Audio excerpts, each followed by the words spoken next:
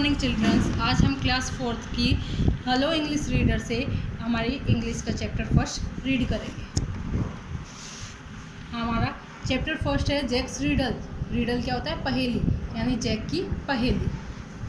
Jack was a little boy who delivered the eggs. One day he set off through the woods for mister Rosen's cottage. While walking he was counting steps. Jack जो होता है एक छोटा सा बच्चा होता है और वो क्या करता है? अंडे की डिलीवरी करता है, मतलब एक से दूसरे घर में अंडे पहुंचाने का काम करता है। और जब वो ये काम करता है तो उसे जंगल से होकर गुजरना होता है और वो ये काम करने के लिए रोजन के घर, मिस्टर रोजन का जो घर होता है वहाँ पे अंडे देने के लिए जाता है। जब वो जाता है वहाँ से अपने घर से, तो वो जाते हुए रास्ते में अपने कदम जो होते हैं वो गिनते हुए जाता है। When Jack got Mr. Rosen's cottage, he knocked at the door and gave her egg she used to get daily. जब जैक मिसेज रोजन के घर पहुंचता है तो उसका दरवाज़ा खटखटाता है और उसको अंडे दे देता है। ये काम उसका रोज़ाना का था। Jack inform her that he took exactly 7,000 steps from his door to hers and took 80 minutes to get there. Jack खुद से कहता है कि जब वो अपने घर से यहाँ तक चला तो उसने पूरे 7,000 कदम चले हैं और अपने घर से इस दरवाजे तक, और उसको ये कदम चलने में 80 मिनट का समय लगा है। Then he went his eggs to Mr. Ali's house that was to the east of mister Rosen's cottage. उसके बाद फिर वो अपने अंडे उठाता है और मिस्टर अलाइस जो कि रोजन के पूर्व की दिशा में घर है वहाँ पर अंडे देने जाता है। Jack again counted the steps and he was surprise that he took the same number of steps and same time as before. How strange. और जैक दोबारा वही काम करता है, मतलब कि वो अपने कदम गिनता है और वो आश्चर्यचकित होता है कि उसको मिस्टर अलाइस के घर भी पूरे वही लगभग 7,000 कदम चलने पड़े और समय भी उतना ही लगा। तो वो कहता है कि ये कितना अजीब है। Now he started back for his home.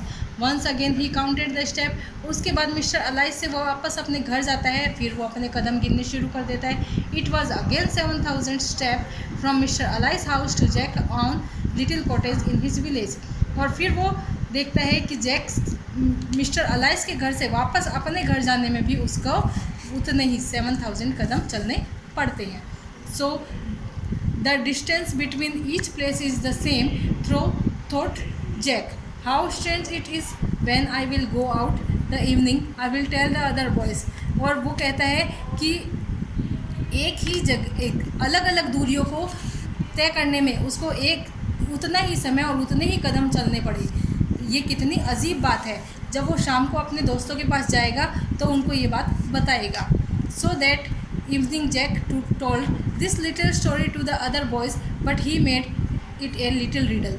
जब शाम को वो अपने दोस्तों के पास खेलने के लिए जाता है तब वो इस कहानी को अपने दोस्तों को बताता है, लेकिन वो इसको एक पहेली में बदल देता है। He wanted to know how clever his friend were. वो जानना चाहता है कि उसके फ्रेंड कितने चतुर हैं। And this is how he told the story. और ये तरीका है जैसे उसने स्टोरी सुनाई थी।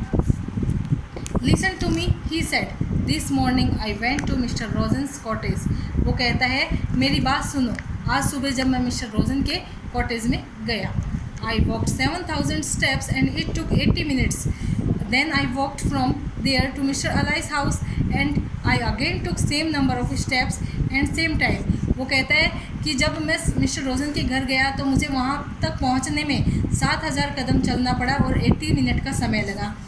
और जब मैं वहाँ से मिस्टर अलाइस के घर गया तो मुझे वही कदम चलने पड़े, मतलब 7,000 कदम चलने पड़े और सेम टाइम चलना लगा।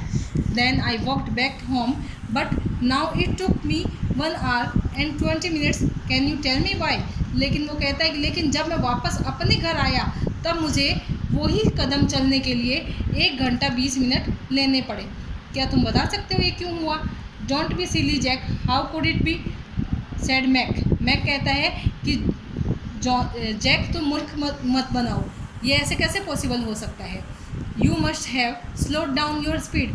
तुमने ज़रूर अपनी चलने की गति धीमी कर दी होगी। No said Jack, I walked with the same speed. Jack कहता है नहीं, मैं उसी गति के साथ चल रहा था। Very strange, said John. I think you must have stop to talk to someone. ये बहुत ही अजीब है। आई थिंक वो कहता है कि मैं सोच रहा हूँ, मैक जो है वो उसको कहता है कि मैं सोच रहा हूँ कि शायद तुम रास्ते में किसी से बात करने के लिए रुक गए होगे।